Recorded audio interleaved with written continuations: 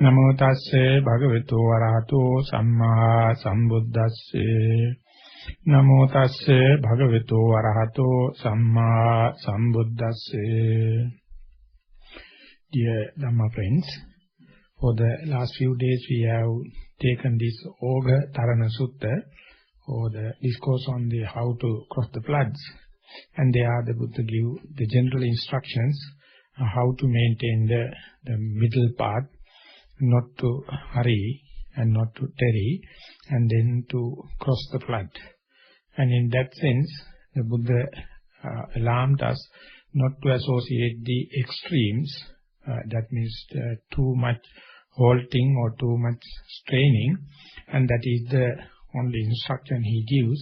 So we recognize them as teaching us or introducing us or instructing us what not to do. But when furthering in our Dhamma talks, we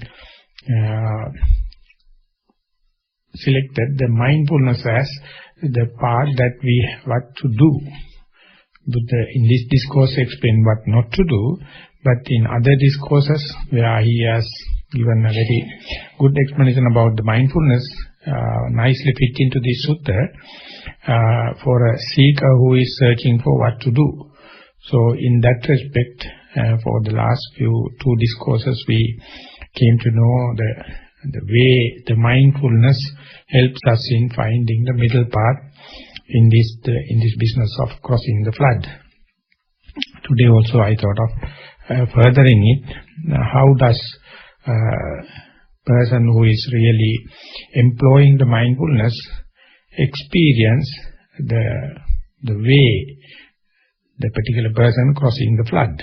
That means there are a number of stages upon which one person can personally experience, under his or her very nose can experience whether the process, the cutting through, is happening in the healthy manner or whether we have gone off the track. In the understanding of the mindfulness, yesterday we came to know the commentators has explained this as the character. The character of mindfulness is defined as non-superficiality or penetrating character. Supposing one person taking this as into grant and start kind of a meditation, that means getting down into the current and try to swim across and sit and focus the attention, focus the mindfulness on the rising and falling of the abdomen or the in-breath and out-breath. So how one can measure, how can comes to know whether the mindfulness is really working on the particular object of meditation. Or otherwise whether that particular person is really cutting through the current. There are three major stages or phases.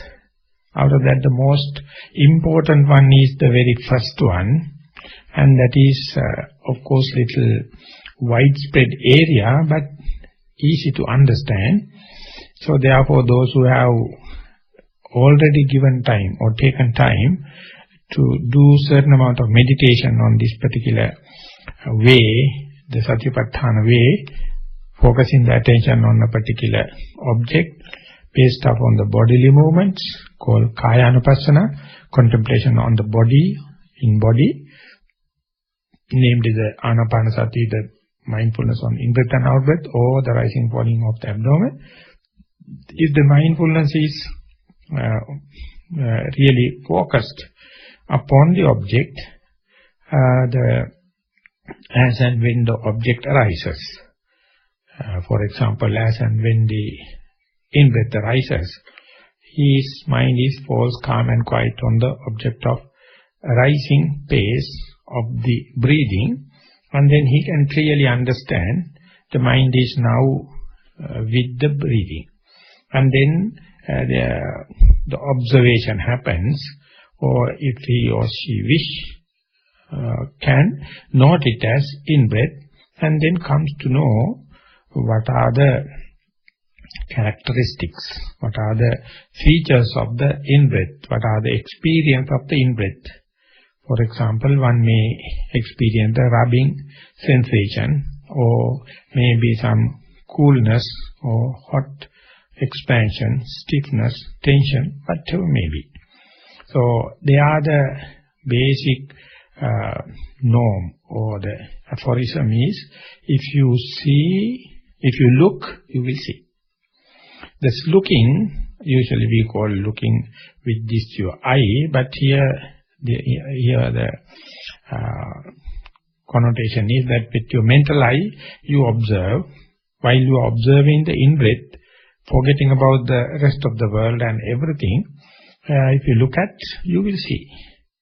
What you see is whatever may be prominent at that moment.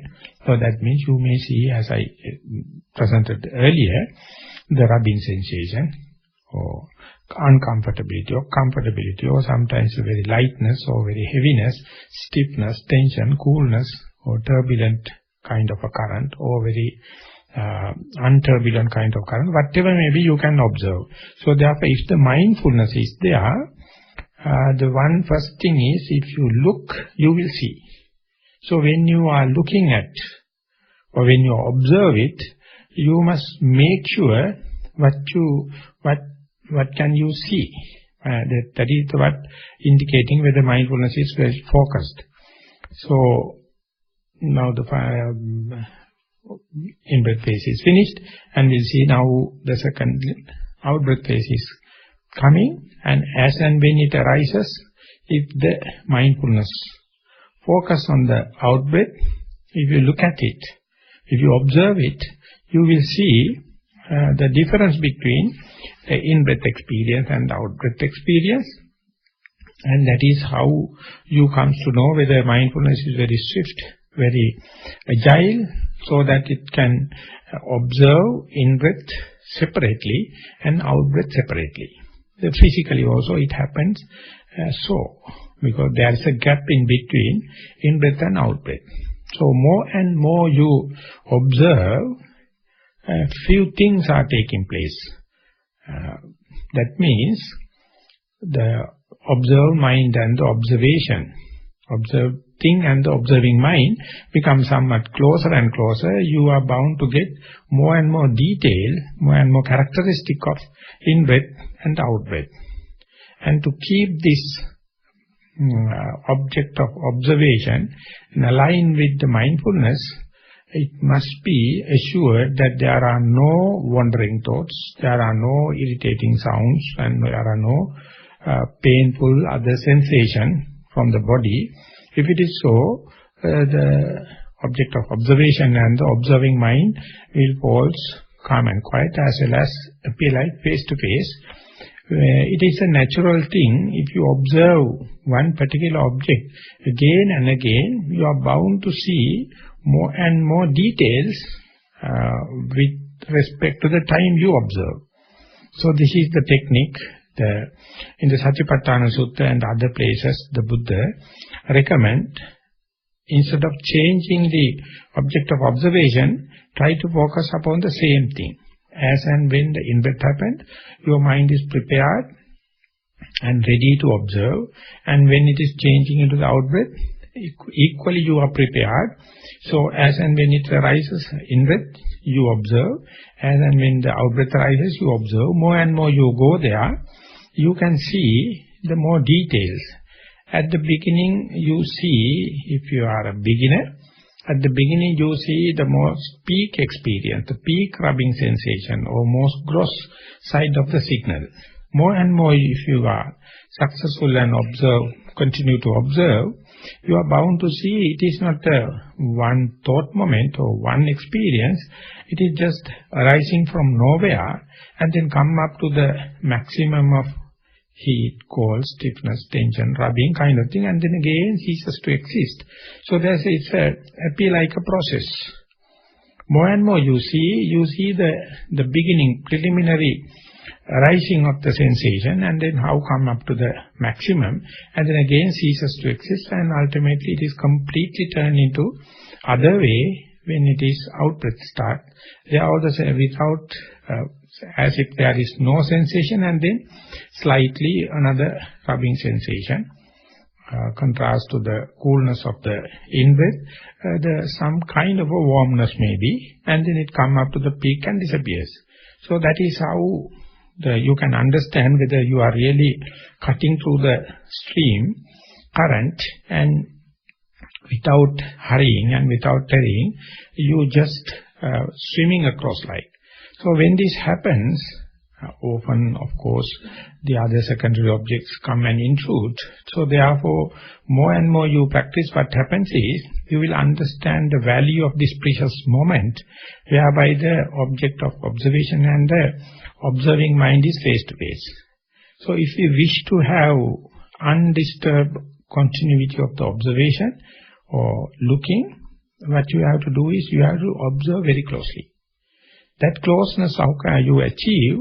By being prepared as and when the object is arising, and penetrate through or peep into, see more and more details. When this happens, there is a kind of understanding between the object and the noting mind happens, kind of a friendliness arises, so therefore won't be much space for the wandering thoughts to come and disturb, or fantasizing, daydreaming and other thoughts to happen. So any outside sounds or pains in the other parts of the body can come. So more and more closeness of the patient, you are bound to see it is appearing like a bell-shaped curve, starting with the very low bottom area and then come up to the peak and disappearing. It is a way you can explain in the graphic manner as far as the one in-breath is concerned, and the out-breath also, starting from the very low volume or low grossness of the sensation and come up to the peak and goes. More and more you go there, the tail ends are spreading. That means your mind becomes very sensitive to see just the beginning at the end. So when that happens, you are being asked to see the beginning, the middle, the end of the in-breath, the beginning through the middle to the end of the out-breath. To come up to that, of course, you must have a fairly good aligned observation, good amount of mindfulness, good amount of concentration of the mind. And even then, if you are skillful into see the beginning, sometimes you may lose the middle and the end. If you are very keen to see the middle, sometimes you may lose the beginning and the end. And if you sometimes specialize on the end, and at that case, the beginning and the end, middle will be lost. So likewise, the gaps are there. But the theoretically maximum is, you are supposed to see the beginning of the in-breath, and the middle of the in-breath, and the end of the in-breath. And then, for the first time maybe, you will see the gap in between the in-breath and out-breath. And within the gap, a lot of vulnerability towards the wandering thoughts and the pains and the sounds or whatever may be, sleepiness or agitated mind, whatever may be. So more and more close observation leave less and less vulnerability, less and less space for the disturbance to arise. So therefore you may learn by the practice of continuity or regular practice, there are ways and means to keep the stream of consciousness undisturbed by these secondary objects. So when it goes further and further, you can get more and more details, as well as the closeness to the observation happen. So kind of continuity of the mindfulness happen. Then only you can give a good report about what is the beginning of the in-breath, what is the middle, what is the end. Right. So when these are happening, you feel you are observing more and more dynamism, more and more activated kind of mental state. That means the mobilized kind of mental state. Ultimately, you can understand all the possible facets, all the elementary works of the in-breath phase and out-breath phase. If I am to add little theory in this time, the in-breath and out-breath theoretically means a bodily part or contemplation on the body, contemplation of the body in body. So in the scriptural way of analyzing the body means it is a consist of 4 elements that the universal theory. It is made of water element, air element, fire element and the earth element. So these things we give the figurative names like water element, but in your observation you will feel it as cohesiveness and the fluidity. When the water element manifests, you feel the cohesiveness and the fluidity of the observation. When the earth element manifests, it appears like a heaviness and the lightness, or smoothness and the roughness. Like there it has number of facets. When the air element manifests, it has movements as its characteristic, or sometimes the opposite of the movement, the holding capacity also. When the fire element manifests, it manifests as the cold and the heat, coldness and the heat. So whenever you observe in-breath and out-breath, ultimately you can see, you can only report it or communicate with other person, if you are to, that means that only through this elementary characteristic, by using this elementary characteristic only you can explain. You can see in the in-breath, I can feel the rubbing sensation. So there you can see the touching of the hardness and the softness. Or sometimes you may explain it as the contact between the heat and cold, contact between something stable and something moving, or contact between roughness and the softness. That kind of thing happens. So more and more you observe in incessant manner without getting tired, you are bound to see these characteristics. And these characteristics also, at a time, one thing become prominent, but all the 4 are usually in a bundle. In a bundle, one character is prominent, but all the others are present. As if that at the beginning you see the peak experience or the most gross experience of the in-breath and the out-breath. As you continue to see, you see the early preliminary preparatory part of the in-breath, and the passing the middle, you can see it is the ceasing end. Like that you see more detail. Likewise, when you are going to see elementary characteristic, even though you see one character is very prominent and obvious, all the others are hidden, and when you continue to observe only, you can see the performance of the other characters also. When these characters the elementary characteristics become little by little prominent, there is a kind of a camouflage. That means the difference between the in-breath and out-breath ceases to exist, and they merge to the similarities. Breathing in-breath also you may see as just a vibration, and the out-breath also like a vibration, and then the early discrimination what you observe may be little by little merge each other.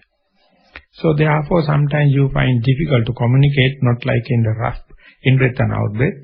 In-breath and out-breath also become little by little smoother, and the discrimination between the in-breath experience and the out-breath experience also sometimes become equal, yielding into or giving into equal vibration or movement or kind of a stiffness tension like thing.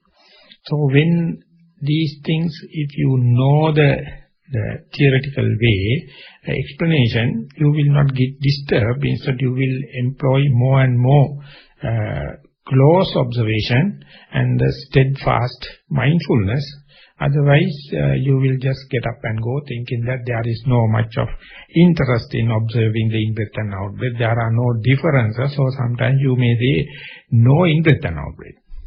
Because as far as the difference is there, your interest also there, you feel in-breath and out-breath. When they become equal, you feel as if there is no breathing. But of course, if there is no breathing, there should have serious difficulties in the body.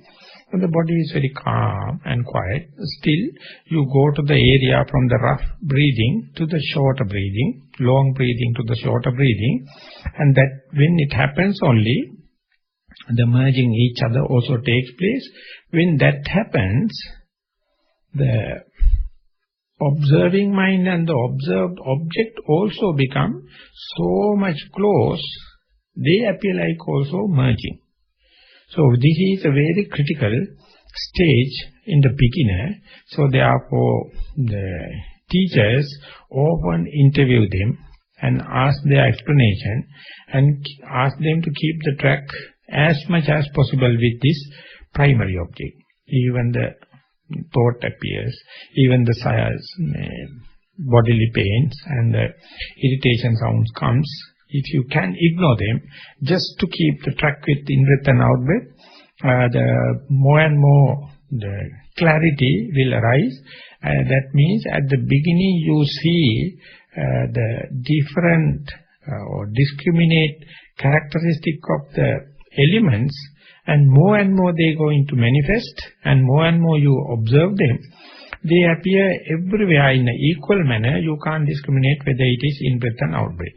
But still one thing clear, that means your continuity of the mindfulness is undisturbed. And the body is calm, breath also calm, kind of a concentration also there. If this is the case, the teachers are usually encouraging not to get disturbed about the disappearing disappearing in-breath and out-breath. You just keep on observing as if there is a breath. Rationalizing or reasoning that still you are living, still you are awake, you are not fainted. So therefore, without agitating mind, without entertaining doubts, or sometimes without letting not to sleep. So in this sutta it says not to hurry and not to tarry. Here the hurrying means when the breathing become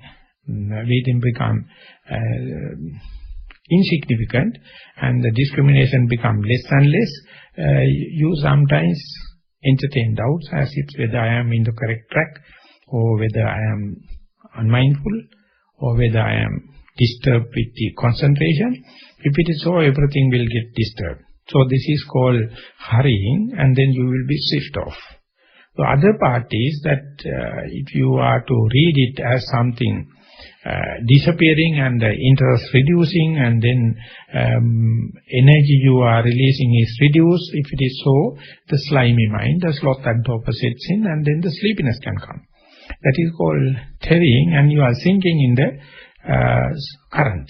So, of course, everyone, successful as well as unsuccessful, every yogi experience these conditions. So, if you are theoretically backed or really have a theory understanding, you can come to know these mistakes is unavoidable. But if you can see the relationship, the cause and effect relationship, next day these mistakes can be your teacher, and understand why you are falling asleep, because you are not closely observing, or you are not employing the technique of noting.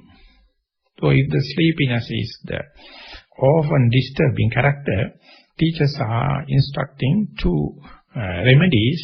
One thing is have a very nice or good walking meditation beforehand. That is the way you mobilize your energy, just like a car battery in the car.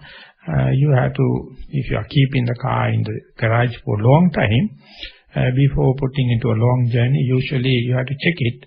If the battery is run down, you have to give a full charge. Then you are sure the self-starter, horns and the signal light will work. But once put into work, of course, as and when it is running, battery will get charged. But at the beginning you have to. It is exactly like that if you are going to sit after a day's break or after a meal, better to start with the walking meditation and mobilize, have a well-charged battery, and then your sitting has more chances to not to fall into this sleepiness. Even if you have a good charged battery, that means mobilized energy, if you are not releasing them slowly, in terms of noting, chances are more you to miss the object and to fall into the trap of this sleepiness. So therefore, if you keep on noting, you are bound to get a longer observation, and more long observation there. Still, if you have the medium path, not to hurrying and not to tarrying, you can develop very subtle kind of mindfulness and deep layers of concentration. Over there are a lot of changes, transitions are takes place. As if at the beginning you can see in a delimited manner or separated manner, this is the hardness, this is the softness, this is the heaviness, this is the lightness, this is the roughness, this is the smoothness, heat, cold, stiffness, tension. But when the more and more familiarization of the primary object happens, all appear in a mixed manner, then very difficult to see individual characteristic, intrinsic characteristic, personal characteristic. Instead, you see a flux.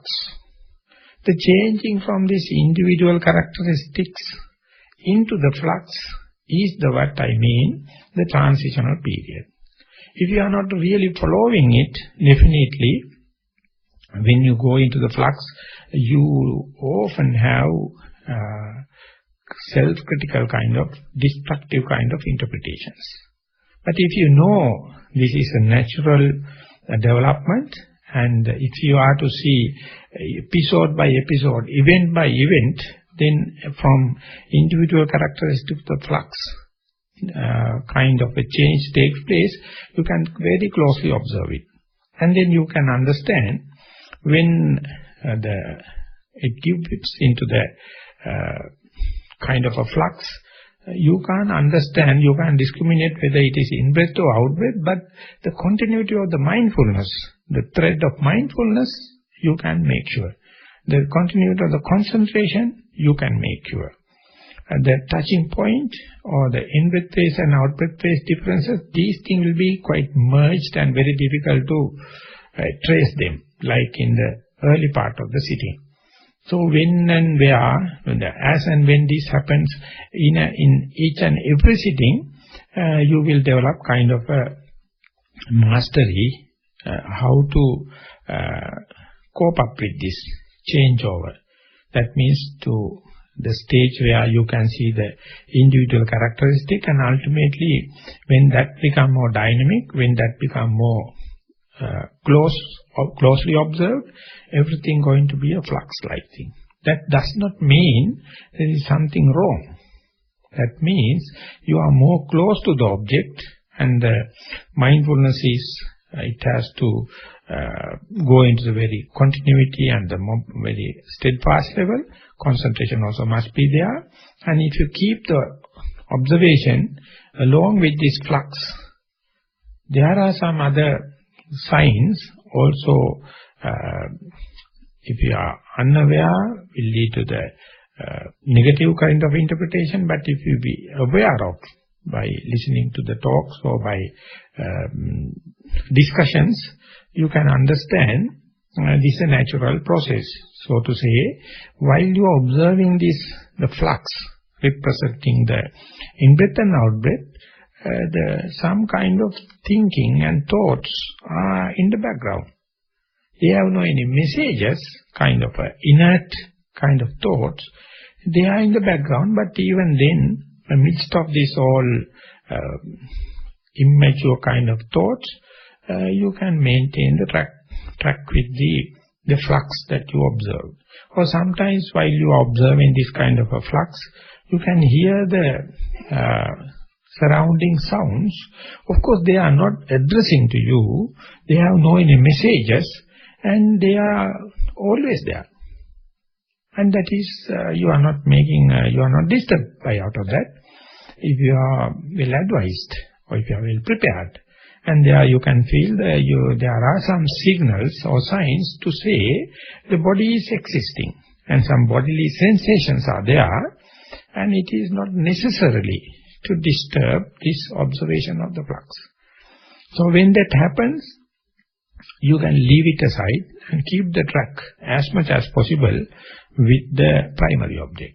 But there may be some occasions where the thoughts become chain thoughts and throbbing, getting a message, and it will come and disturb, draw your attention, and then observation of the in-breath and out-breath will be insignificant and the thinking will be more prominent. And then you must surrender to the situation, because the signal of the thought is very strong and the signal from the in-breath and out-breath is far behind, insignificant. In that case, you will just come to know, now I am not in Anapanasati or mindfulness of the in-breath and out-breath, instead I am thinking. So that is also kind of a function of mindfulness.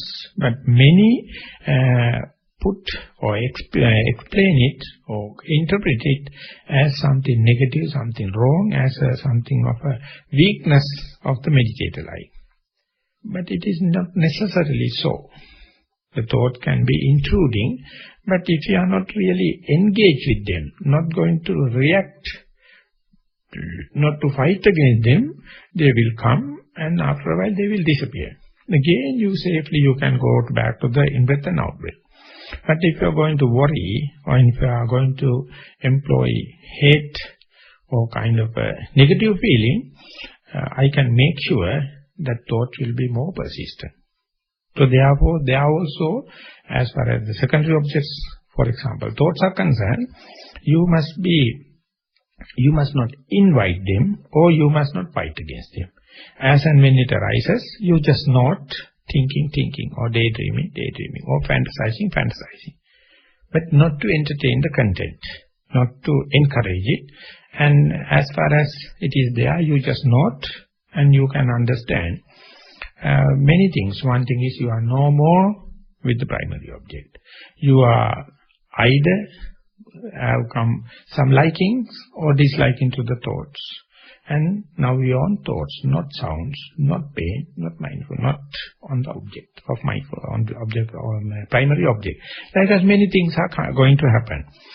Equally, the sounds sometimes coming, throbbing, and then you can see that you are quite disturbed or excited and bound to lose the track with the primary object.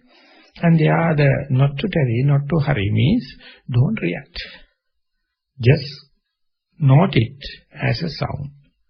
And if it is not significant, and still if you can see the signs of in-breath and out-breath or the flux out of in-breath and out-breath, you must try to keep the track with the primary object. But if it is coming and disturbing and dragging your attention and distort mindfulness, then you just label it thinking. The sound. The bodily pain is also the same. So there may be some interruptions, but as and when it happens, if you just note without a reaction, then you will have a least amount of wastage of time. And as and when they disappears, you can come back to the stream of consciousness, stream of this flux. Or sometimes after the sound or after a thought, again you can see in-breath and out-breath in a gross manner or in a discrete manner. If it is so, start again with the in-breath and out-breath, just like a beginner. Don't assume, don't think, I must go to these advanced stages or in a flux or something like that. Always you must assume the beginner's mind. So therefore, there is no much of a grudge. There is no much of a negative kind of feeling or negative interpretations. Basically, there is no chances for the hatred or any agitated mind to overcome you. So likewise, if you are successful in or be prepared to go into this flux, then onward, I can assure less and less disturbances and impediments come. But while changing, lot of mishandling or misinterpretation, misperceptions are disturbing you. So therefore, right from the beginning, you must understand, as and when the primary object is prominent, you give the priority to the primary object. And whenever it is disturbed by the intruders like thinking, sounds, and the pains, you just change the noting into the particular disturbance. And as far as it is prominent, you just keep noting, and without any hate, without any idea of getting rid of it. Then only you can go back to the primary object, and then by the time primary object will be little again rough and rugged, even then if you start like a beginner, again it will calm down slowly. So this is how the first stage from the understanding of the individual characteristic of the elements leads to the flux. This is called santati. And when this happens, the conventional truth about my in-breath, my nose, out-breath, sounds, pain, thoughts, like all the labels will be slowly disappeared, and you will be in a kind of inner space, and that experience only explained as the whole body experience. You can't attribute that kind of experience to the seeing at the eye level, or hearing in the ear level, or smelling at the nose, or tasting at the taste bud, or touch in the body, or thinking at the mind. Everything appear like a centralized or inner peace kind of thing. So this is quite a novelty. Therefore, you can't explain it. You can't see the limits of it. So wherever you start, basically the people, those who are taking in-breath and out-breath, starting from the in-breath and out-breath, leading to this kind of a flux. Even if you come with the rising and falling, and if you can manage early part of the meditation, that is also leading to the same. There are some people I know, they come to this kind of a stage by listening to the sounds. Some people come to this stage by sweeping through the whole sensations of the body. So many ways to come into this inner space or to the whole body experience, and that onward there's a consistency among all the yogis. But this first stage, to come up to this inner space, it is heterogeneous. Different yogis have different kind of ways, different kind of paths to come up to that. So once you come up to this kind of a persistent mindfulness and the certain about the concentration, the most of your difficulties in the meditation said to be finished. So, but coming up to this level, so much of patience you must employ, and untiring kind of effort you have to put. Whatever the difficulty arises, don't try to fight with it. Do not try to react to it, and as and when possible, go back to the primary object. So this is how you maximize the usage of the primary object, so that you can develop consistency in your development of the mindfulness.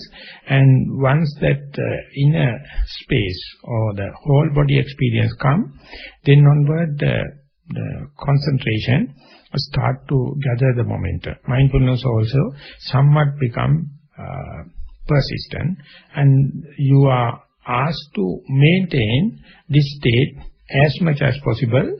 Then onward, sometimes you will be advised to take little longer sittings than 1 hour, because once these basic